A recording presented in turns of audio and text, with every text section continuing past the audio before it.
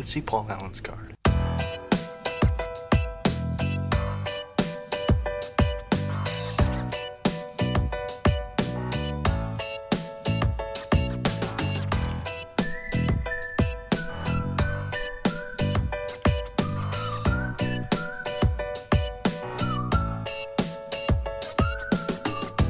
Hello and welcome to Consumer Choice Radio. It is the 1st of May in the year 2020. This is one of your hosts, Yaël Ossowski, broadcasting to you from the hills and the mountains of the countryside in Austria. And I'm joined, as always, on the line by my trusty colleague, by the smoothest man in Canada, those golden pipes. That is David Clement. Hey, sir. How you doing? Yes, broadcasting to you live from my couch.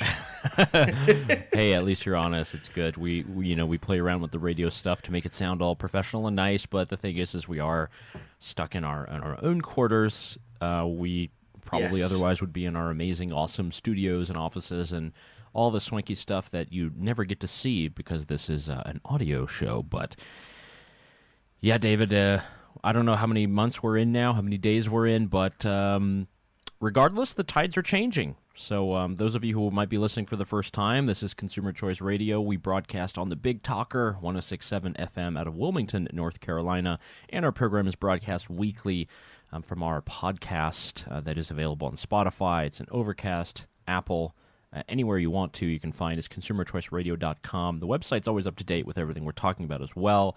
And we've got the clips from the last interviews. And David, I think our last show was pretty popular. It seemed as if a lot of people enjoyed it. Yeah, lots of great feedback. Always good to have somebody like Jerry on the show.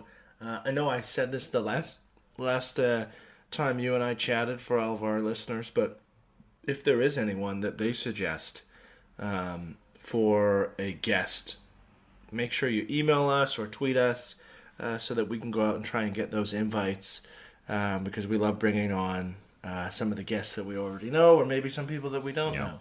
And talk about different topics. So feel free to make those suggestions. So let's head on over to the board here, to the production rundown, and see what we've got lined up for the show.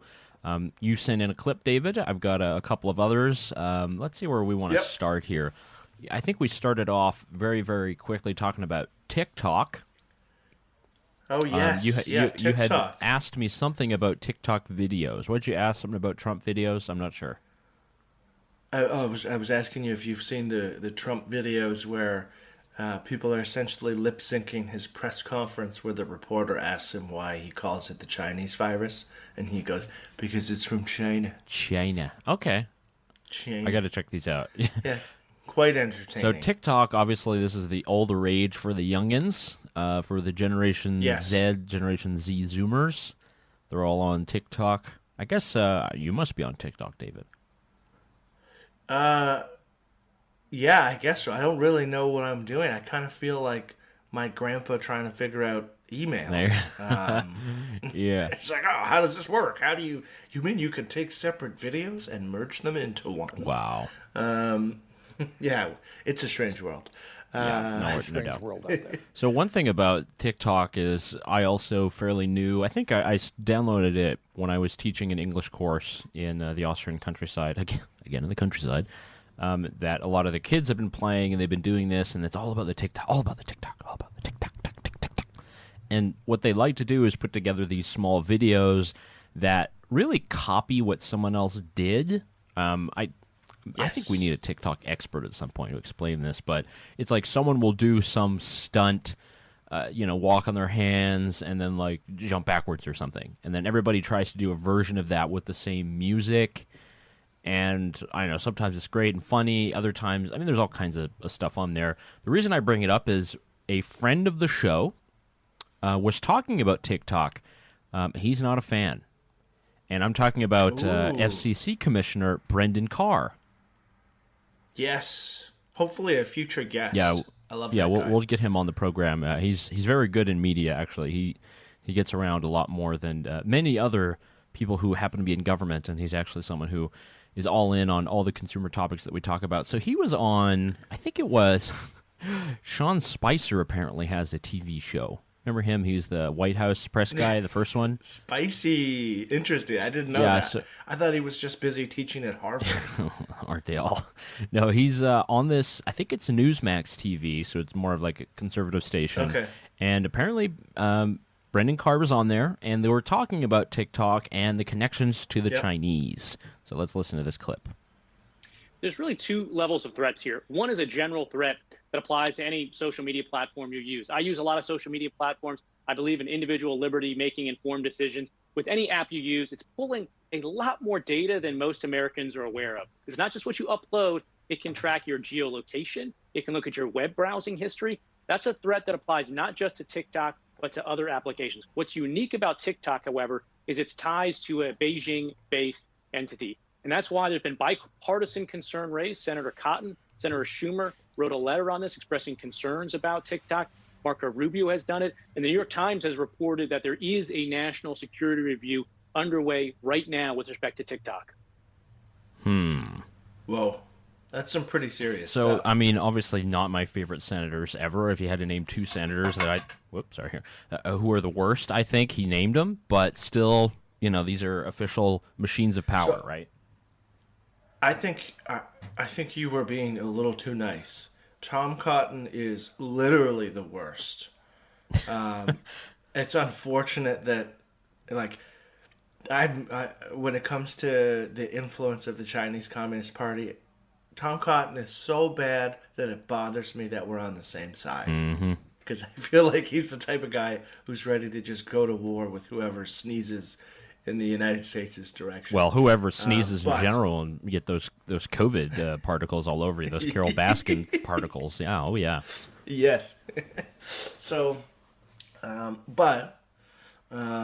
even a broken clock is right twice a day, and I think generally the skepticism towards the Chinese Communist Party is well founded. So it's interesting. I mean, where do you think this is going to go? Do you think the government's going to try and step in as and enforce some sort of regulator power? I think it's regulator power. Let's see Paul Allen's card. What I do see is that, I mean, this is different to Huawei. Huawei, we've talked about that. We talked about how close they are to the Chinese, and this is essentially a company that's doing 5G. And you had general acceptance in many liberal democratic countries that this is not the go-to provider for your 5G or any of your network stuff. Huawei phones are quite popular amongst some consumers, and specifically in different parts of Europe, and there are concerns about that. And generally, governments took the approach that, okay, well, obviously Huawei can still sell things, but we're not going to have the main infrastructure for our 5G or whatever be based on Huawei products or network or anything else. Now, when it comes to TikTok, I mean, this is like a social media app, right? And that's where it's kind of prickly. Of course, the argument is, well, you're giving your data to the Chinese Communist Party, to the Chinese or something like that. Yes, that's true, I guess. And social media apps in general are absolutely the worst when it comes to giving your data away. We've even heard a lot more about Zoom. I mean, not that I'm a Zoom skeptic, the video conferencing software, but, there are a lot of problems. Why is it so easy to download Zoom? You, click one button and everything's already there and working. You don't have to click. That's a bit sketchy, but there's... Actually, there was some reporting on that, and they looked into the code, and basically the result of that research was there were some suspect practices, is the way they described it in terms of why it's that They're easy. just overriding all admin privileges and stuff like that. And So for TikTok, I'm not sure because, look, this is already popular amongst a lot of young people. I know specifically my sister's big on this. I have cousins. A lot of the, how do I say this without sounding creepy? The online cannabis model community is moving to TikTok, I heard. Okay. I read in a press release. No. But there are a lot of people that are moving to this platform. It's built to everything that we are addicted to right now. The endless, infinite scrolling, the catchy music, just video itself, it's almost better than Instagram if we're just talking about ways to get people hooked, not necessarily who the company is, right? And it's hilarious. Like, I mean, it is a beautifully crafted platform in terms of being able to just watch endless, hilarious feed of people doing funny things, or people doing like dance routines, and famous people doing all of these things. It's quite cute. And if you're into like funny dog videos or funny cat videos, there's a whole like sub world of TikTok for just that. So if you're a dog person, like it can be pretty distracting. And are you getting the recommendations now? Like, do they know enough about you that the algorithm is saying, okay, well, obviously David Clement likes beer pong videos and puppy videos. Is that working out, or how is that working for you? Because I don't look at it enough, I think, to have built that up. So I don't know if I'm fully there yet where it's going to know what my preferences are, but I do see a lot of puppy videos and then a lot of funny lip sync videos, like scenes from movies, and people are reenacting them, like in their kitchen. I see a lot of that. Yeah, and the thing that's so crazy about it is, unlike the Instagram or Twitter and these things, you have the people that you follow, and that's not necessarily the central part of this feed, as far as I know, because there's the For You version that just has random people. I mean, I'm looking at mine now, and it has like Randy the plumber who does NASCAR stuff, and there's a couple other people I know, but I don't know, man. This is it'd be interesting to see where this goes. I don't know if there's going to be any more official investigations. I think if we're going to try to combat the Chinese,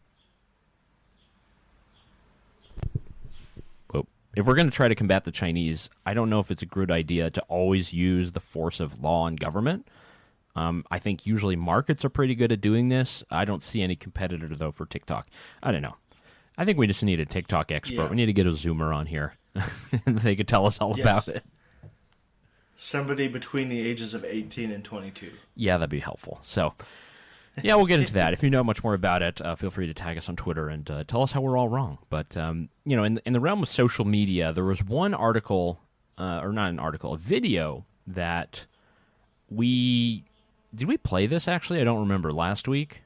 This is the two doctors in California. Did we play this clip? We did not. No, we did not. We didn't play this clip. Okay, I think I had it pulled, and I must not have put it up. But essentially, it was two doctors in California, I think in Bakersfield. They have their own, I believe, urgency clinic. There's a lot of these like 24-hour urgency places across the U.S., and they were just giving a press conference. They began with, hey, we've done testing here, and, we believe it's X% or something like this. And they generally just kind of came out against lockdowns and gave their explanations.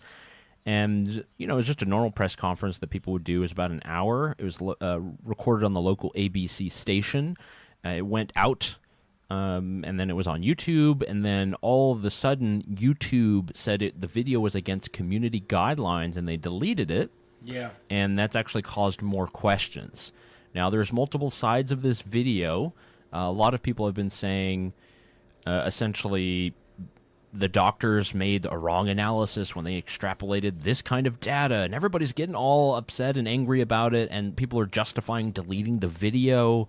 I will definitely link to it in the show notes. I'll see if I can find a clip here quick, but I don't know, David, did you have an opinion on this? I just am not a fan of any kind of censorship like this, and if videos like this are taken down because facts are misinterpreted, I mean, give me a red marker and I will delete half of YouTube. Well, and so here's the tricky part is, regardless of what you think about the content of the video, I think it's very clear that deleting it made it more popular. Oh, it's the Barbra Streisand effect. Yes. Exactly. And it gave it legs to then spread everywhere, and then people were hosting their own versions of this video. And so I think it's a perfect case study for the limits of trying to censor some of that content online. Mm-hmm. I think that should be a good case study for some of these social media platforms. I mean, they're totally entitled to delete whatever they want. They're private business. I think like some of our friends on the right sometimes get confused and will be like, well, this is a free speech issue. It's like, no. Yeah. Not legally in any way, because we're talking about a private platform that can do whatever it wants. This isn't the government telling YouTube to take the content down. That would be different. And so it's fine for YouTube to do that, but I think it pretty clearly shows that if their goal was to try and limit that content from being widespread, they just fueled the fire and made it worse. Let's see. I have a clip here. You can hear this, right? I say, do we need to still shelter in place? Our answer is emphatically no.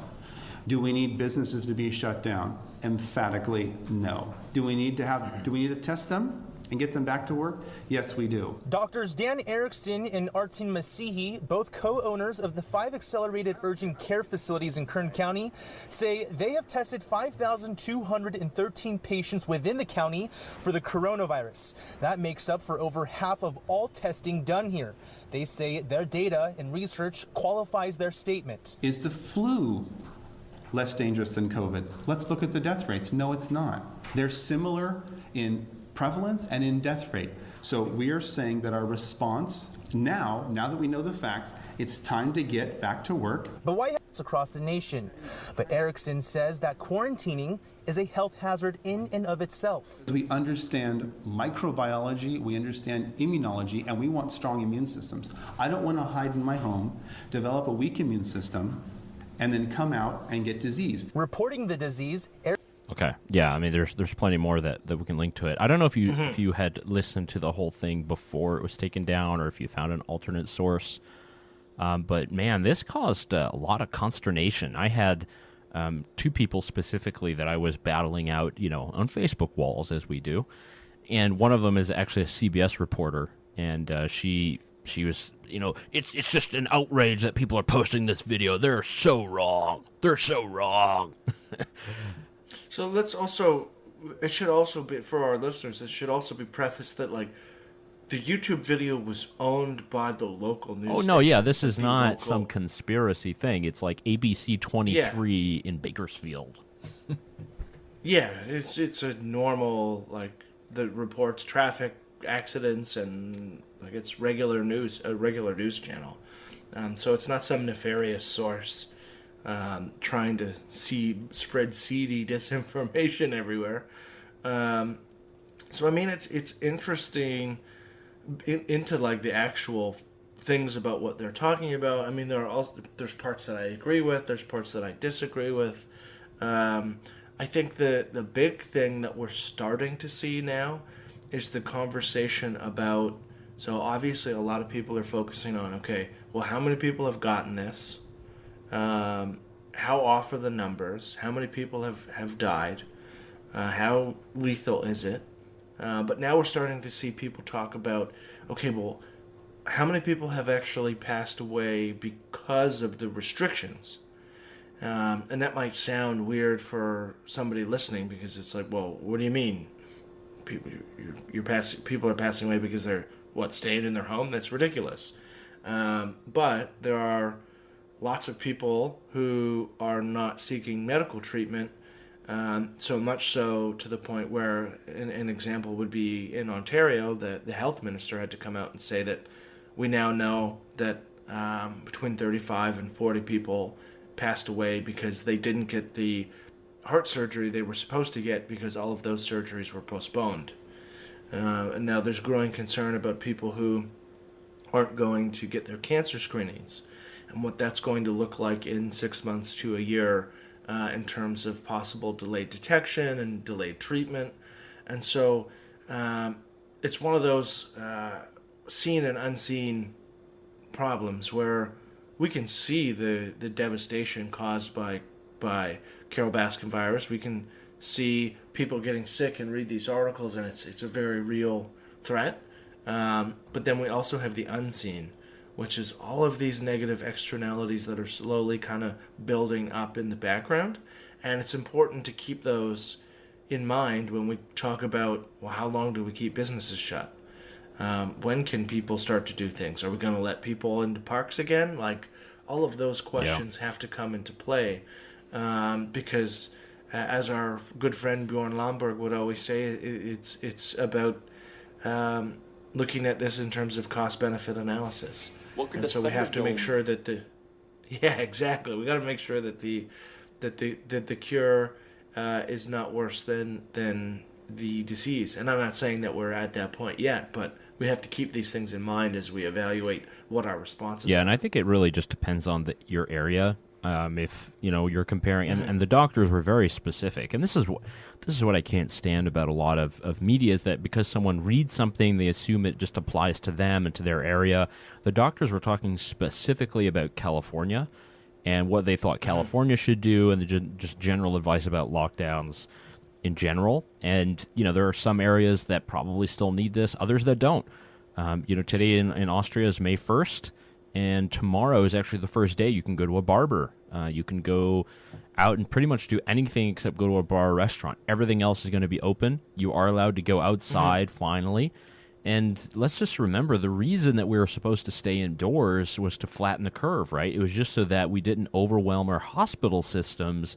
Most places we haven't done that. Some places, obviously, like New York and different parts of New Jersey, that's obviously not the case, but I don't know. I haven't heard of that happening in Toronto, David. I don't know about Vancouver. I haven't heard about it in Austin, or certainly not Los Angeles. And it's as if we're changing the goalpost every now and then, which, if it's a small issue like maybe we'll do tax hikes, I think that's very different from you're not allowed to work. So I think there's been a very big lack of clarity, and that's... Yes. And I think, we're in a position where we're still able to do, what we do day to day, but many people aren't. And what are they supposed to do now? Well, and this is the thing, the very restrictive measures were always sold. Okay, well, we have to flatten the curve. It almost became cliche to say, because it was repeated so often. And then it feels like the justifications for the restrictions slowly shifted from we need to flatten the curve to we need to prevent as many people as possible from any risk of getting the virus, which is a very important distinction, which is what we have. We have bylaw officers ticketing families for rollerblading in an empty parking lot. We have the city of Ottawa telling residents that they can't go to old folks' homes and wave at their loved ones through the window. Things that just have... There was a group of people who were fined for... They went to the parking lot of their church and listened to the sermon on the radio. So they're all in their own cars, and they're sitting there in their own cars, separated from everybody else, listening to this sermon in the church parking lot. And it's like, well, why are we cracking down on all of those things? That has nothing to do with flattening the curve. Those are just very extreme measures to try to ensure that people have zero risk, which is just not feasible if we want to have any resemblance of a normal life at any point. I love the image, I think it was in Tasmania in Australia, of like these dudes camping in the middle of nowhere. Guys are camping and they have a tent. And then this is like from the Tasmanian police Facebook. I hope this isn't fake news. But like basically they went out there with a helicopter and they're like, we're here to enforce social distancing measures.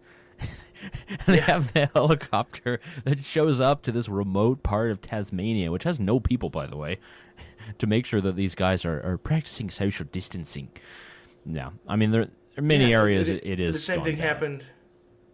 Yeah, and the same thing happened in the UK where they sent a drone after a guy who was jogging in an empty national park. It's like, okay, well, I understand what people like. I understand the concern about mass gatherings, but I mean, some guys camping in a tent in the desert is not a concert with 20,000 people. It's not Burning Man. No, and it feels like whoever is making the calls on the rules has some serious cognitive dissonance, or just can't equate what appropriate policy is for what the desired outcome is. And so it's definitely. I apologize for the tractor in the background. You can tell I'm in the countryside. All right, so we've been talking about this, and for us, we're in the kind of lobbying and media world. So we're here to comment on it and try to understand it and explain it and figure out how we can improve consumer choice.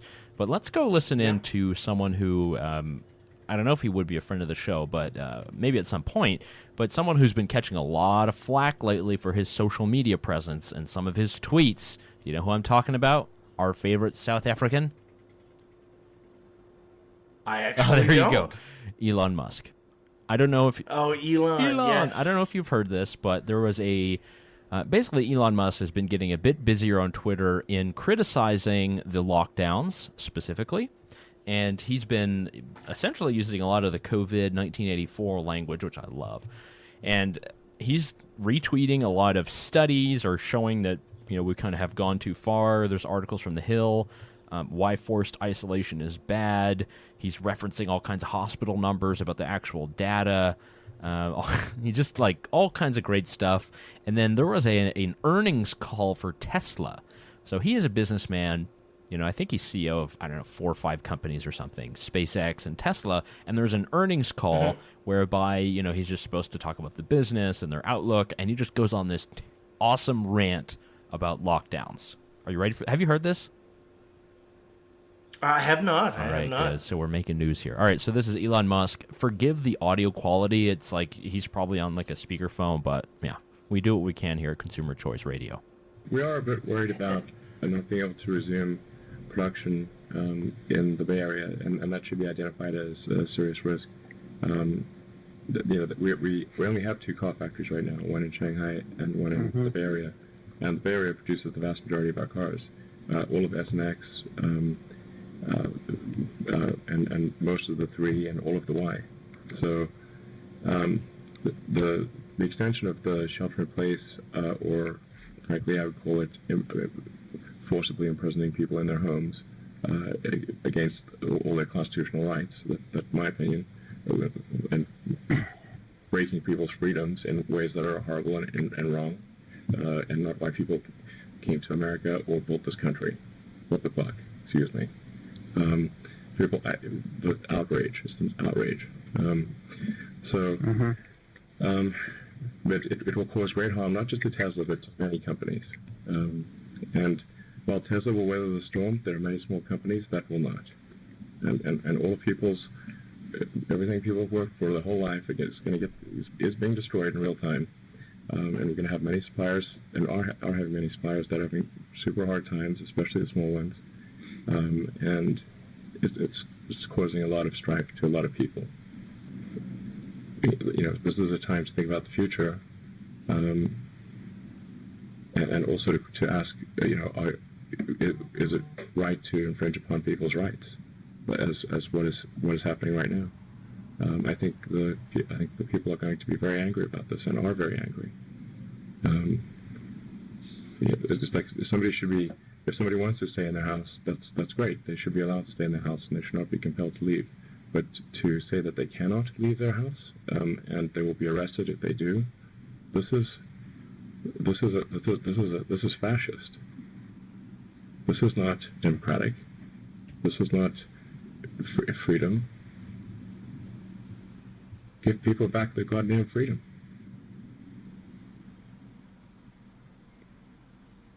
Well, okay, let's go to the next question, please. I love that part. Okay, we'll go to the next question. So Elon's pretty angry. Yeah. Yep. I mean, you can hear his kind of philosophical defense of why this shouldn't be okay, and that doesn't mean that people should be forced to leave their homes. I think that's an important distinction. But he does definitely. You can hear the frustration in his voice.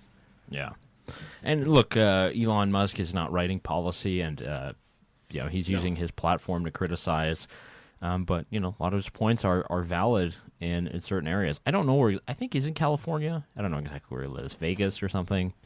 But man, this is the kind of stuff. If he's going to make it, they're going to be fine. The Tesla cars are going to be fine. There's going to be plenty. There are plenty of customers. They made enough money. But a lot of other businesses are not going to survive. And small business, especially, particularly in the hospitality industry, I mean, who knows? Yes. We've talked about flights, but imagine, travel agencies and hotels and Airbnbs and people have bed and breakfast in Ireland and restaurants. Yep. You have, I think, a clip, David, that you want to point us to. I do, yes, about the devastation that this has kind of brought it is a popular across the hospitality hole that has industry. Been a staple in this Queen and Broadview neighborhood for 13 years. But like so many eateries, it has been hanging on by a very thin margin, according to its owner.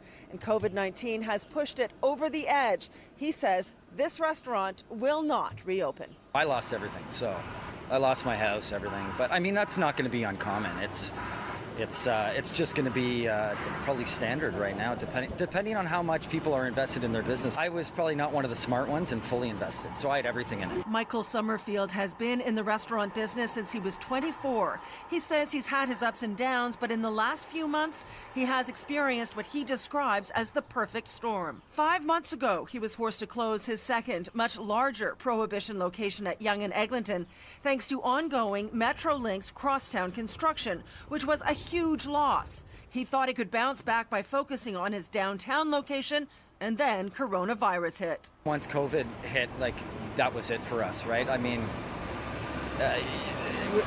it's just unrecoverable. It's akin to holding up a massive boulder, and the boulder keeps getting bigger, and the hill keeps getting steeper. So what are you going to do? One way or another, you're going to get crushed, or you're going to have to move out of the way. And probably both happened to us. But again, it's not just us, it's going to be everyone. Sommerfeld says for every month he stays closed, it's costing him about $25,000 to $30,000.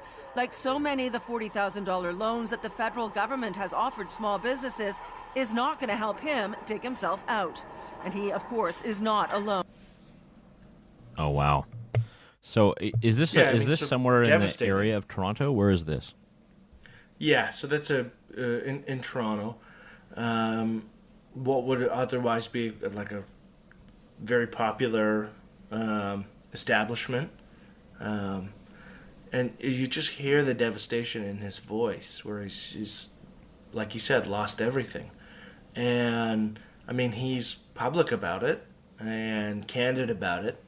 But I can only assume that we're going to see throughout North America a lot of business owners, not just in the restaurant industry, but in all sorts of other industries, who are essentially in that position where they can go 1 month from being successful and turning things around to having it all fall apart in a matter of 8 weeks.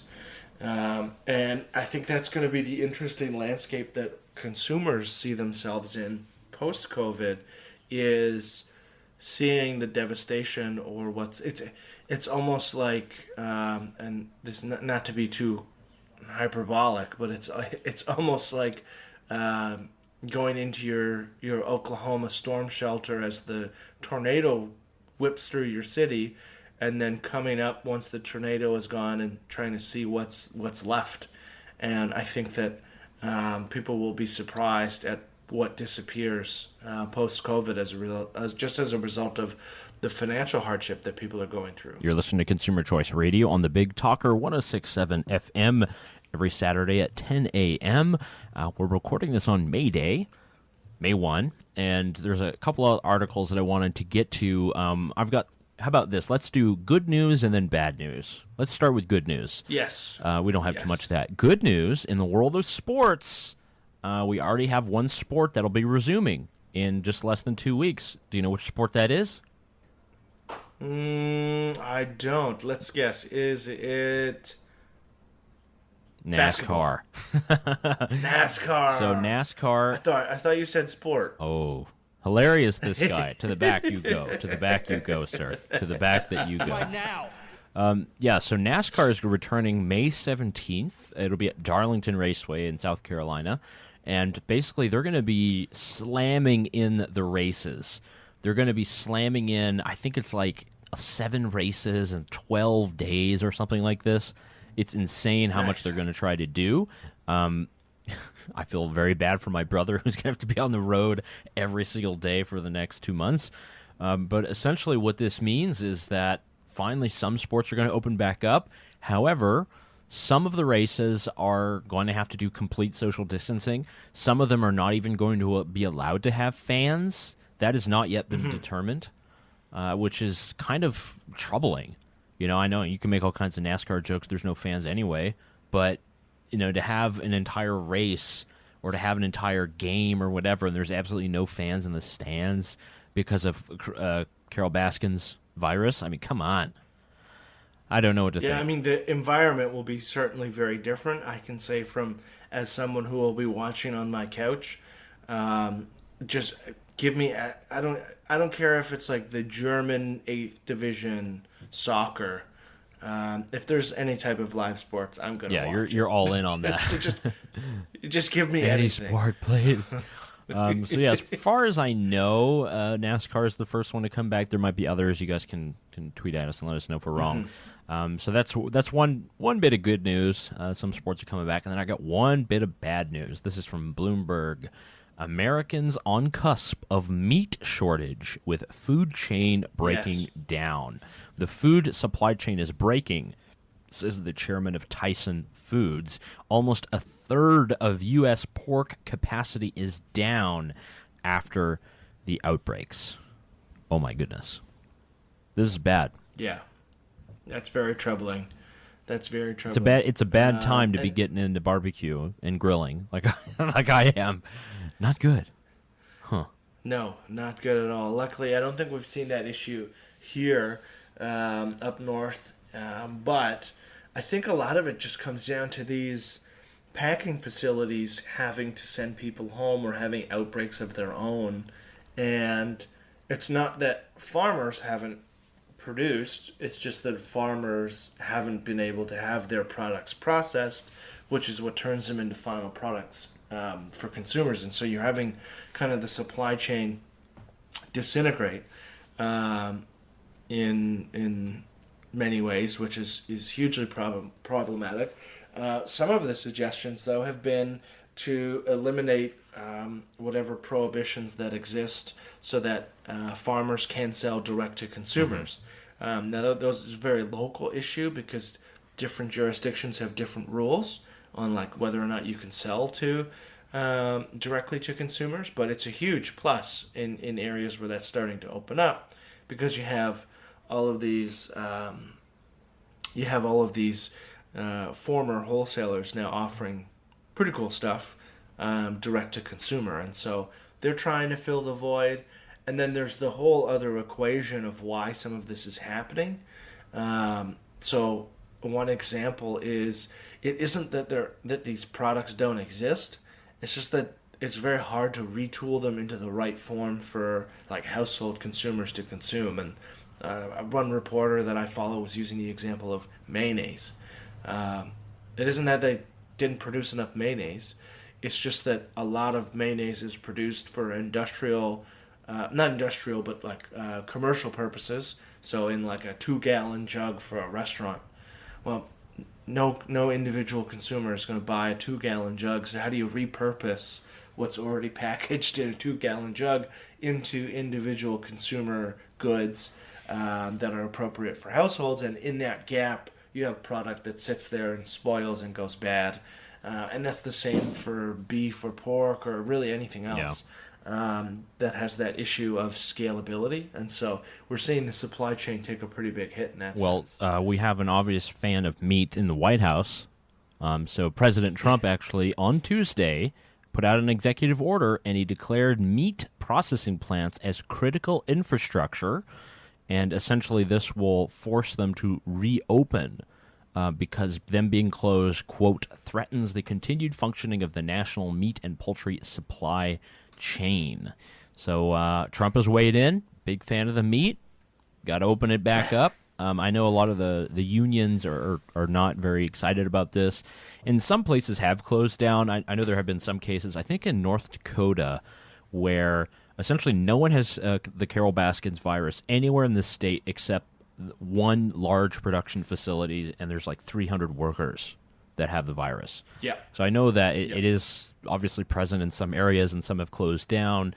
But yeah, this is, I think it leads us to think a lot more about everything that we get to our table. You know, the black boxing of everything around us when it comes to the products that come to our door. Do you understand what I mean when I say black boxing, by the way? It's very... I do not. You're gonna have to. This is a nerdy. I only learned this a couple years ago. So black boxing is the idea that essentially we've removed the steps that are needed to produce a product or to come to an idea. We've removed it from public consciousness so that it's similar to iPencil. Like nobody knows how to make a single pencil. That's more about resources. This is just about knowledge itself. Like, for example, we have like a cut of meat of pork, right? There's so many steps to that, but the average person has no clue what goes into raising the pigs, feeding them over time, butchering, cleaning, you know, all this kind of stuff. So it's essentially black boxed. You just think about that for every product in your house. Some things obviously are very complicated and, you know, they're on many assembly lines, but other things, and that's why free trade is so important, you know, there's so many people working on it and putting it together, and now we're seeing it with our food, you know, that we're a lot of places that might be closed down, so all that pork that you're used to getting in from North Carolina, which is a huge pork producer, by the way, if they're not even able to move their meat, that's even across county lines, I mean, this is a big deal. I don't know, this, maybe it's another urban-rural divide. Maybe it's a question about trade, but I tell you, this Carol Baskins thing, man, it shakes up what we're thinking about and really changing things to the core, I think. Yeah, and it's going to be important that when all of this is over, that we don't let the restrictionists win, because you're going to see this groundswell of people who will incorrectly say, well, we just need to produce more of these things at home, and completely disregard the laws of comparative advantage in supply and demand, and want to kind of restructure the economy in this nationalist light. The crisis doesn't demonstrate the weakness of global supply chains.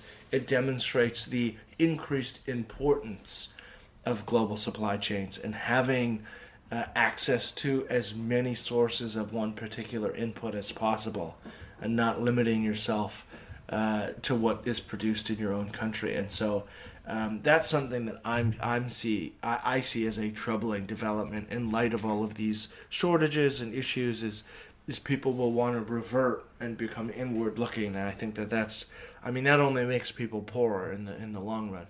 And, you know, you spoke about things that are changing or that we're going to have to examine. There's an article here from the New York Times. Hashtag, it's cool that they put a hashtag in their headlines. Hashtag, cancel rent is new rallying cry for tenants. Landlords are alarmed. From New York to Los Angeles, tenant groups are encouraging millions of renters to withhold May rent, which landlords warn would be devastating. I'll just read the first paragraph. As unemployment soars across the country, tenants' rights groups and community nonprofits have rallied around an audacious goal to persuade the government, mind you, to halt rent and mortgage payments without back payments accruing for as long as the economy is battered by the Carol Baskins virus. Hashtag cancel rent. Huh. Yeah. Well, David, we're both renters, right? And you would think, hey, this is obviously in our, you know, to our benefit. But what would be any blowback of this? Well, I mean, it really depends. If I knew that my landlord was getting a pause on his mortgage payment for the month, then I think it would be okay to request, hey, pass that assistance down the line. Okay, that's interesting. And pause rent for me. That being said, and this is very tough to say, but it's true. Oh, no. your landlord is not supposed to be the social safety net. The government is. And the obligation for ensuring that people fall through the cracks is not your landlord's, it's the government's. And so it's important that we have that distinction. I mean, the same thing can be said for businesses. A lot of people will say, well, why don't you just pay people their full salaries even though you're not operating? It's like, well, I mean, there are issues of feasibility in terms of there being a business once things reopen. I mean, if you go bankrupt, you won't have a job to go back to. But then there is that question of responsibility. It's the social safety net is something that is supposed to be provided and guaranteed by government, not by business in that sense. And so you have this tension, and the cancel rent movement is a good highlight of it, where people are maybe deferring some of their expectations from government to landlords, which I think is going to cause some problems. And then again, it really just depends. I mean, are landlords getting assistance that is appropriate? Are the banks giving them assistance where they can, like, let's say, defer a month of their mortgage? Listen to this paragraph real quick. To cancel rent and mortgage payments, the federal government would have to take sweeping and possibly unconstitutional intervention into the housing and financial markets, interceding in private contracts, and ordering banks and landlords not to collect money. Yeah. I mean, that's also... I mean, the other highlight here is whenever you advocate for something, so for our friends on the left... whenever they advocate that the federal government should do something, the sentence should always start with Donald Trump should. Yeah. And then if that sentence sounds ridiculous, take a second and step back. And then for our friends on the right, it should always start with President Bernie Sanders or Nancy Pelosi. Or Nancy should. Pelosi. Yeah. And if that makes you uncomfortable, well, then you have to ask yourself why. Because the highlight there is that any power, any increased government power, I mean, this is what the Obama cheerleaders are finding out firsthand with the Trump administration, is every power that you enable the president or the federal government to do is something that can be used by the people you lose an election to. And the more you embolden the federal government, the more bad things your opponents can do. And so that goes outside of the conversation of whether or not it's appropriate to do that, to pause rent in this in this circumstance. But it is important to have that discussion, because you got to remember that anything that you expand will be used down the road by people you didn't vote for, by governments you don't like. And so always important to keep that in mind. Yeah, definitely. And I think there's so much more that, we'll be able to read into this, and who knows where it's going to go. And even in the article, there's one very good point that's made by, I think Jay Martin, Executive Director of the Community Housing Improvement Program. He basically says, look, if the tenants' rights organizers, they want to target a main driver of the high housing costs, they should encourage elected officials to cut property taxes. Now we're talking. Actually, yeah. I mean, that would be... So I have some knowledge about how that system works, and there are some jurisdictions that actually have legal requirements that say, if we reduce your property taxes on rental properties, you have to pass that down in terms of decreased rent. Oh, really? Okay. So that would be a much softer solution, where the government could say, okay, well, whatever your taxes are, here's back whatever you've already paid, or if you owe, you don't owe, and you have to chop off X amount of dollars from monthly rent to make it more affordable for folks in this crisis. That would be, I think, in my opinion, a much more appropriate solution, and one that doesn't have the long-lasting negative effects that canceling rent for an entire month for everyone would. Well, you're listening to Consumer Choice Radio on the Big Talker, 106.7 FM. In the morning, our website is consumerchoiceradio.com. Subscribe to the podcast there if you're listening on the radio. And if you already are listening on your device, hello. How you doing? David, I want to highlight your recent appearance on a podcast up there in Canada. I actually, I don't know if you'd be surprised by this, but I listened to the entire conversation. It was about an hour, over an hour, I think. Yep. Yeah, just over an hour. So tell us a little bit about this, what the topic was, who you're speaking to, and, how it felt being on another program. Yeah, it was great. So I was the featured guest on the podcast called The Curious Task, which is a full-length show where they interview guests. It's done on behalf of the Institute for Liberal Studies, which is in Ottawa. And we talked about whether cannabis legalization was working in Canada. So all of the nuances and ins and outs of what's good and what's been bad and what tax policy has worked and what hasn't. So a great interview. It was, like you said, just over an hour. I think it easily could have been 3 hours. I do like how it was, he mentioned marijuana legalization.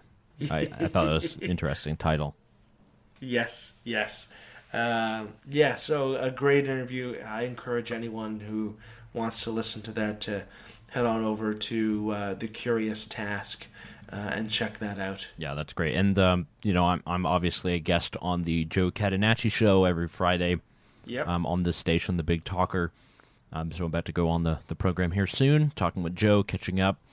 I think for Joe, it's more interesting that he's able to talk to someone who's a bit outside. I mean, where he's in Wilmington, right beside the beach. So you can imagine a lockdown order when you're living in a beach town it's a bit stricter than other places. Yes. Yeah, it hits you a little harder because you have that beautiful ocean calling your name. Yeah, and maybe we will have the police coming after you if you're out on the beach by yourself, running and jogging. Maybe we won't. Who knows?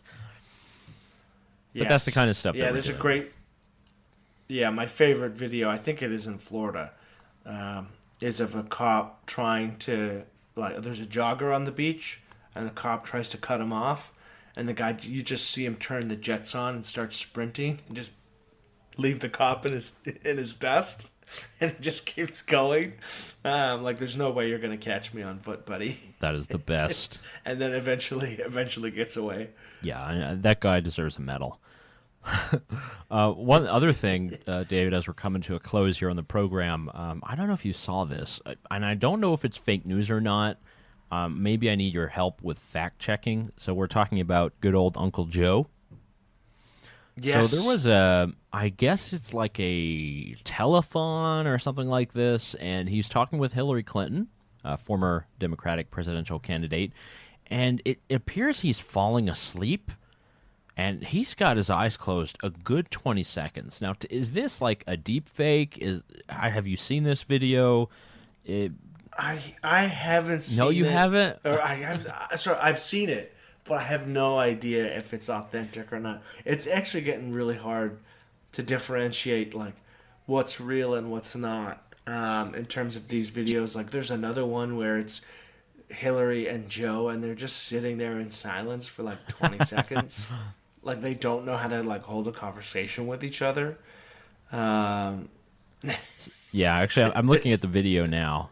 Let's see if there's sound, actually, because it's 80% it's just Hillary Clinton talking, healthcare workers in America, and then Joe puts his eyes down, and they're still down. They're down. His mouth is moving a bit. In our country, he's nodding. Classified as essential. And his eyes are still closed. That affects all of us. Oh my God! It's been 20. It's been 20 seconds. Oh, and he just opened up. Okay, it took 25 seconds. He had his eyes closed. Yeah, and it's like, is he forgetting that he's on video? And this is why I'm concerned it would be a deep fake. I'm not sure, but I have seen also another video where a guy is filming it on TV using his phone, and that's usually very, very hard to do. Mm-hmm. So either it's a very good deep fake, because, I mean, what is Trump's nickname for Joe Biden? Sleepy Joe. This would be just... It'd There'd be total confirmation bias right there. It's like, yeah, okay. Well, how do you know he wouldn't be falling asleep at the table, in his third briefing about the Carol Baskins virus? I don't know. We'll see.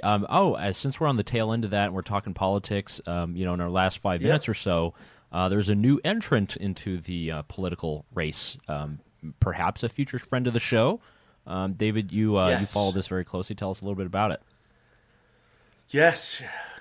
Independent and now Libertarian Congressman Justin Amash has announced an exploratory committee to pursue possibly running as a Libertarian for president. And for those who followed Congressman Amash, he is a particularly interesting person because he is very much a wild card in the positive sense in Congress. He will work with Democrats on various issues.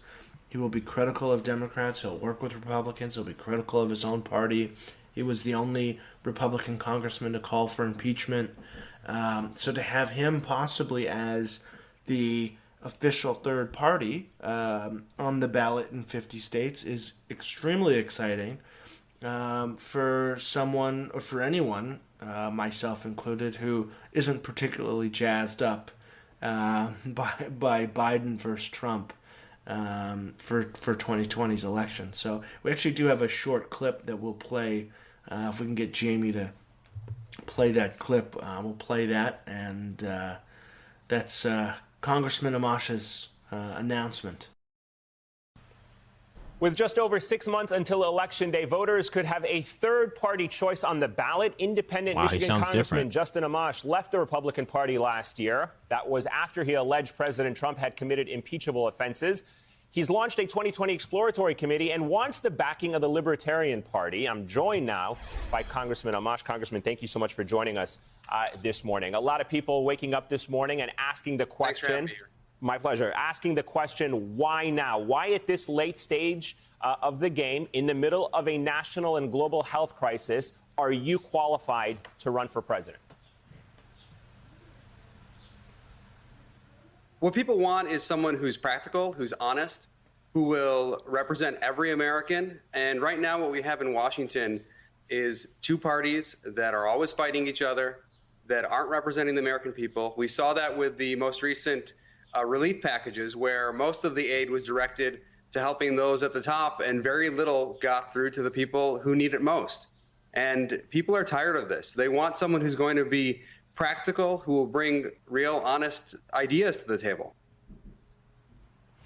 Yeah, and so there you have Congressman Amash making his initial pitch, talking about relief packages, talking about how relief should have gone to individuals as opposed to businesses. So it'll be interesting to see if his campaign can build steam going into an election. I mean, we are very much so almost recycling the previous election where we have two very unpopular candidates against each other. And so there could be an avenue for him to make some headway. And what's hilarious is that both sides are equally outraged. Big-name Republicans are saying, no, this is outrageous. This will only mean that Joe Biden wins because Amash will pull votes from Trump.